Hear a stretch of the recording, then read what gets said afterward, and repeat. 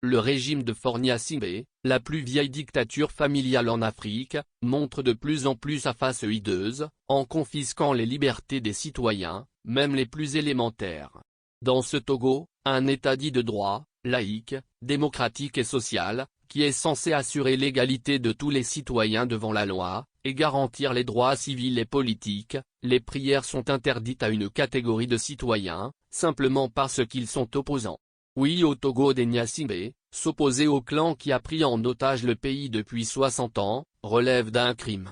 Surtout quand on refuse de regarder dans la même direction comme des moutons de Panurge.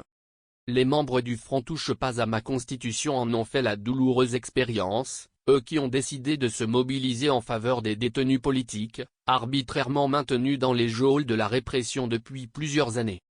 Il y a une semaine, Nathaniel Olympio et ses compagnons de lutte avaient assisté les 93 familles de ces détenus, en offrant des kits scolaires aux enfants dans le cadre de la rentrée scolaire. Nous avons rappelé à ces familles, dont le père ou la mère croupit en prison, qu'elles ne sont pas seules et que tout est mis en œuvre pour que justice soit rendue. Aucun Togolais ne doit perdre sa liberté ou sa vie en exprimant ses opinions, avait déclaré Nathaniel Olympio, porte-parole du Front Touche pas à ma Constitution. Toujours dans la dynamique de la mobilisation au bénéfice de ces prisonniers politiques, le Front a programmé, le 20 septembre 2024, dans la ville de Sokodé, une journée de prière et de solidarité. Mais comme on pouvait s'y attendre, la journée de prière a été interdite. Le motif avancé est aussi absurde que saugrenu. L'activité par le Front Touche pas à ma Constitution n'est pas de nature à préserver la tranquillité publique, a opposé Awate Dabalo, ministre de l'administration territoriale, de la décentralisation et de la chefferie coutumière. La propension des petits Mussolini de Fornia-Singbe à restreindre les libertés fondamentales sous des prétextes farfelus est assez révoltante. Depuis quand une journée de prière constitue-t-elle une menace à la sécurité d'un pays?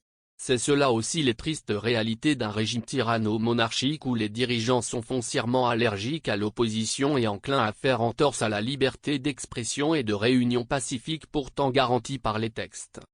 Au Front Touche pas à ma Constitution, on ne décolère pas suite à cette décision boiteuse. Le Front Touche pas à ma Constitution exprime sa profonde indignation face à la décision arbitraire du ministre de l'Administration territoriale, de la décentralisation et de la chefferie coutumière, d'interdire la journée de prière et de solidarité en faveur des détenus politiques. On ne peut pas continuer indéfiniment à confisquer les libertés publiques, ont vertement fustigé les membres de ce mouvement. Ils ont tenu à rappeler que l'objectif de cette journée de prière et de solidarité est purement humanitaire et consiste à offrir un soutien moral aux détenus politiques ainsi qu'à leurs familles, et distribuer des kits scolaires à leurs enfants, en ce moment de reprise des cours.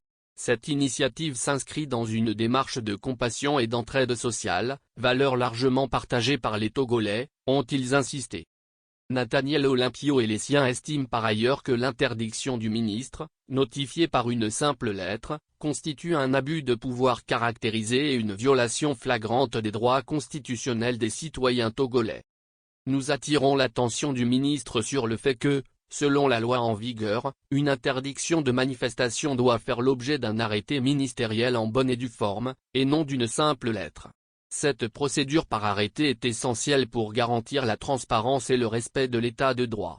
En procédant par simple correspondance, le ministre viole délibérément nos droits de recours, a rappelé à juste titre le Front au ministre.